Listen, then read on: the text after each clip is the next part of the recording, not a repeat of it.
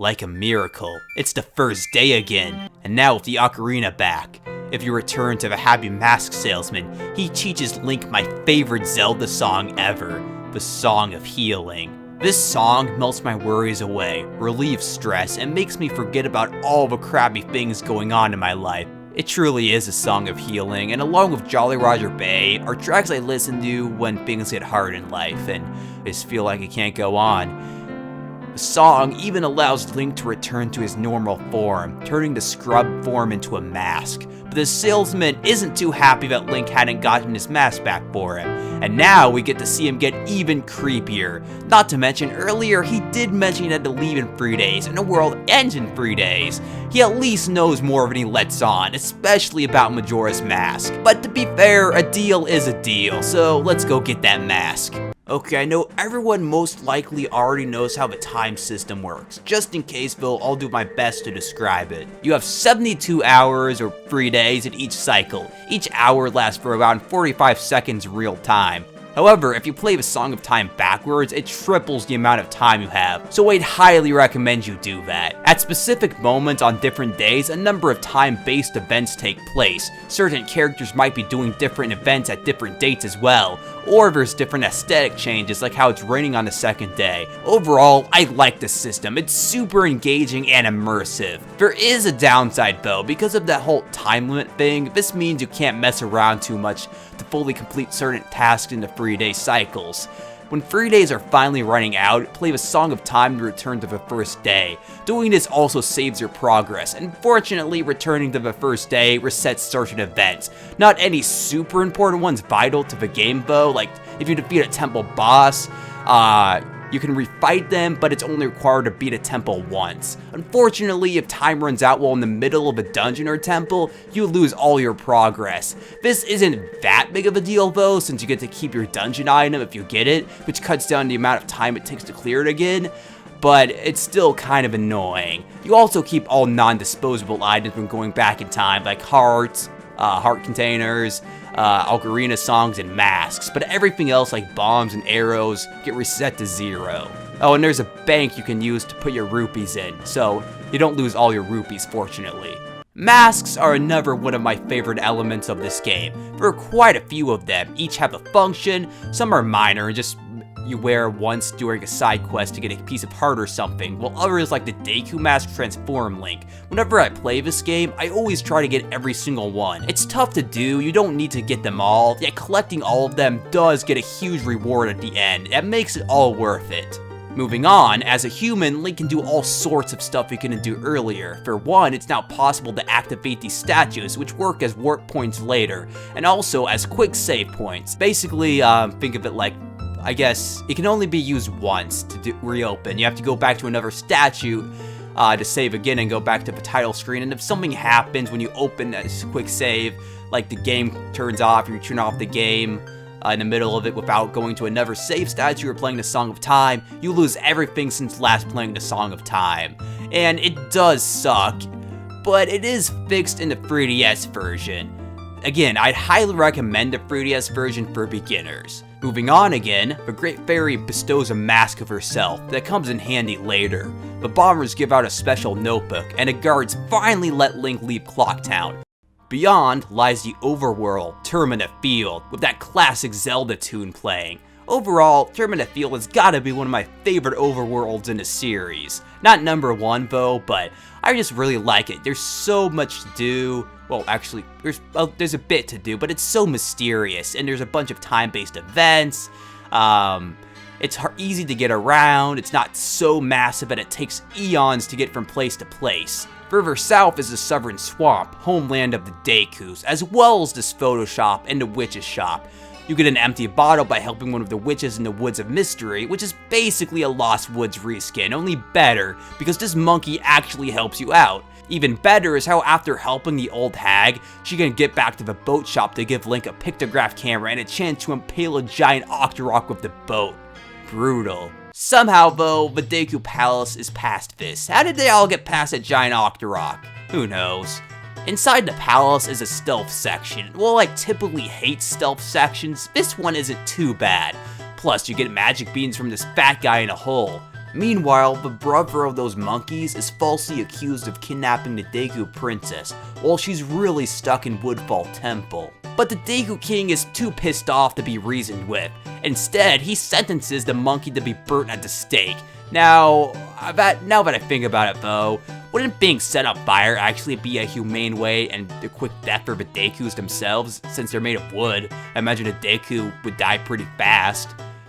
Maybe it'd be incredibly painful and terrifying for them. Either way, getting barbecued to death sucks. So the monkey teaches Link the Sonata of Awakening in hopes that he can get into the temple, rescue the princess, and return with her before he gets executed.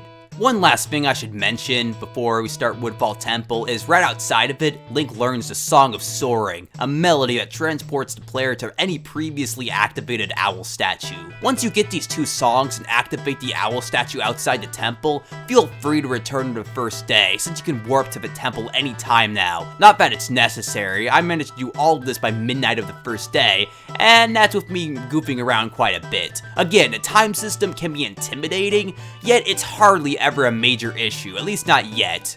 Alright, we good? Okay, temple time. Woodfall Temple is one of my favorites in the series. There's nothing super cryptic, and the atmosphere is great with all the poison and foresty elements. One thing that makes the temples of Majora's Mask different are stray fairies. This is also where the Great Fairy's Mask comes in, because wearing it attracts certain stray fairies in, and some can only be collected by wearing it. Collecting all of them restores the regional Great Fairy, which gives the player a new ability each time. Woodfall's fairies upgrades your spin attack, which isn't that useful compared to the other fairy, so you can skip this one if you want. Going back to the temple itself, the dungeon item is the bow. There's a few mini bosses, and now for the boss.